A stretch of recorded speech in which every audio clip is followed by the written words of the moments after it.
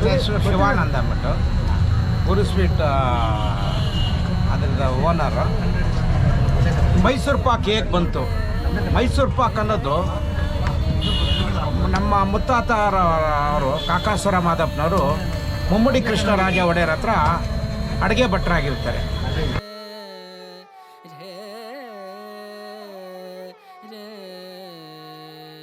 Mysore Pak is more than just a sweet.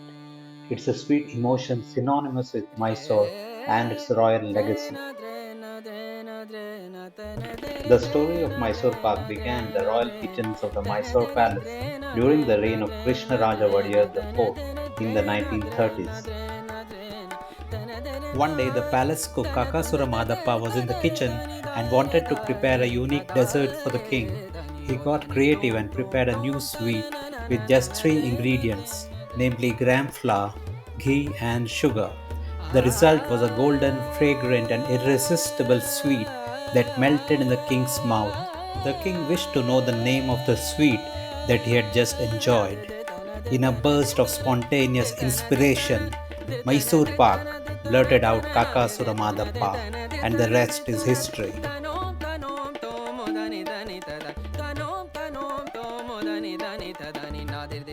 We were in Mysore and made our way towards Guru Sweets, located on the edge of the historic Devaraja market.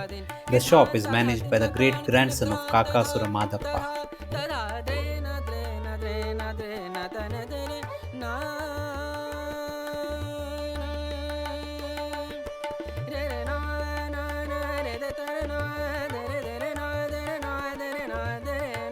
We spoke to Sri Shivananda, the great grandson of Kakasura Madappa, who presides regally over Guru Sweets.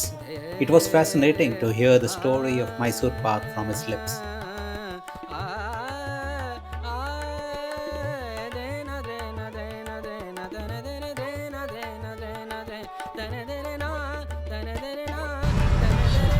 ನನ್ನ ಹೆಸರು ಶಿವಾನಂದ ಅಂದ್ಬಿಟ್ಟು ಗುರು sweet ಅದರದ owner.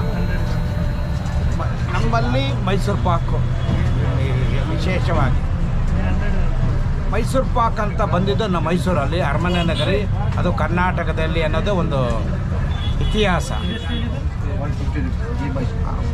ನೀವು ಯಾವುದೇ ವಿದೇಶಕ್ಕೆ ಹೋಗಿ, ಯಾವುದೇ ಹೊರ ರಾಜ್ಯಕ್ಕೆ ಹೋಗಿ ನೀವು ಕರೆಯೋದೇ ಮೈಸೂರು ಪಾಕ್. ಯಾವುದೇ ಜಿಲ್ಲೆಗೆ ಹೋಗಿ, ಒಂದು ಹಳ್ಳಿಗೆ ಹೋದ್ರೂ ಅಷ್ಟೇ ಯಾವುದೇ ಅದನ್ನು ಮೈಸೂರು ಪಾಕ್ ಅಂತ. ಅದು ಮೈಸೂರು ಪಾಕ್ ಅಂತ ಸ್ಟಾರ್ಟ್ ಆಗಿದ್ದು ಮೈಸೂರಿನಲ್ಲಿ ಅನ್ನೋದು ಒಂದು ಗುರು ಸ್ವೀಟ್ ಮಾರ್ಟ್ ವಂಶಸ್ಥರಿನ ಅನ್ನೋದು ಒಂದು ಖುಷಿ ಆಗುತ್ತೆ. ಮೈಸೂರು ಪಾಕ್ ಹೇಗೆ ಬಂತು? ಮೈಸೂರು ಪಾಕ್ ಅನ್ನೋದು ನಮ್ಮ ಮುತ್ತಾತರವರು ಕಾಕಾಸುರ ಮಾದಪ್ಪನವರು ಮುಮ್ಮಡಿ ಕೃಷ್ಣರಾಜ ಒಡೆಯರ್ ಹತ್ರ ಅಡುಗೆ ಭಟ್ರಾಗಿರ್ತಾರೆ. ಅಲ್ಲಿ ವಿಶೇಷ ಅತಿಥಿಗಳು ಬರ್ತಾರೆ. ವಿಶೇಷ ಅತಿಥಿಗಳು ಬಂದಾಗ ಒಂದು ಸ್ವೀಟ್ ಮಾಡೋಕ್ಕೆ ಹೇಳ್ತಾರೆ. ಸ್ವೀಟ್ ಮಾಡ್ತಾರೆ. ಸ್ವೀಟ್ ಮಾಡಿದಂಥ ತಿಂದ ಅತಿಥಿಗಳು ಮತ್ತು ಮಹಾರಾಜರು ತುಂಬ ಇಷ್ಟಪಡ್ತಾರೆ. ಅದು ರುಚಿಯಾಗಿರುತ್ತೆ, ಹಂಗಾಗಿ ಇಷ್ಟಪಡ್ತಾರೆ. ಆಗ ಇದು ಏನು ಹೆಸರು ಅಂದಾಗ ಗೊಂದಲದಲ್ಲಿರ್ತಾರೆ, ಆಗ ಗೊತ್ತಿರೋದಿಲ್ಲ ಹೆಸರು. ಆಗ ಮಹಾರಾಜ ಹೇಳ್ತಾರೆ ಮೈಸೂರು ಪ್ಲೇಸ್ ಪಾಕ ಈ ಶುಗರ್ ಲಿಕ್ವಿಡ್ ಅಂತ. ಹಾಗಾಗಿ ಮೈಸೂರು ಪಾಕ ಅಂತ ಅನ್ನೋದು ಬಂದಿದ್ದು.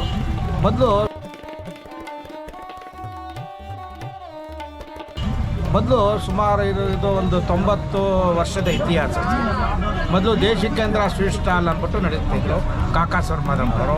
ಅವ್ರ ಮಗ ಅವರು ಗುರು ಸ್ವೀಟ್ಸ್ ಅಂತಬಿಟ್ಟು ದೇವರಾಜ ಮಾರ್ಕೆಟ್ ಬಿಲ್ಡಿಂಗಲ್ಲಿ ಇದನ್ನು ನಡೆಸ್ಕೊಂಡು ಇದು ಮಾಡ್ತಾರೆ.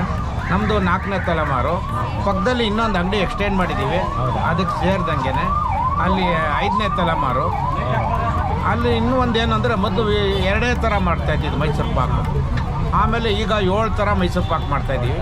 ಒಂದು ವನಸ್ಪತಿಲಿ ಮಾಡೋದು, ಒಂದು ಗೀದು, ಒಂದು ಗೀ ವಿತ್ ಮಿಲ್ಕ್, ಒಂದು ಬಾದಾಮಿ, ಒಂದು dry fruit and ghee with jaggery, ghee with kaju. Total 7 variety Mysuru Pak ಮಾಡ್ತಾರೆ. ವೆರೈಟಿ ಅವ್ರು ಮಾಡ್ತಾ ಇರೋದು ಅದು ಓಲ್ಡ್ 2 ಮೈಸೂರು ಪಾಕುವೇ ಇದೆ, ಇವಾಗಲೂ ಇದೆ. ಅದೇ ಕಂಟಿನ್ಯೂ ಆಗಿದೆ. ಅದೊಂದು ಇದು ಅದಲ್ವಾ original.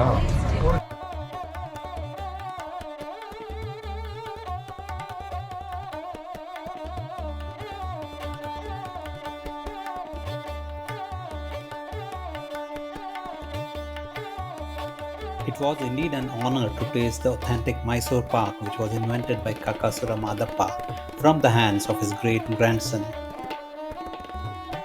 Today, Mysore Pak is one of India's most iconic sweets, available in two main forms, the traditional hard and crumbly style and the soft ghee-laden version.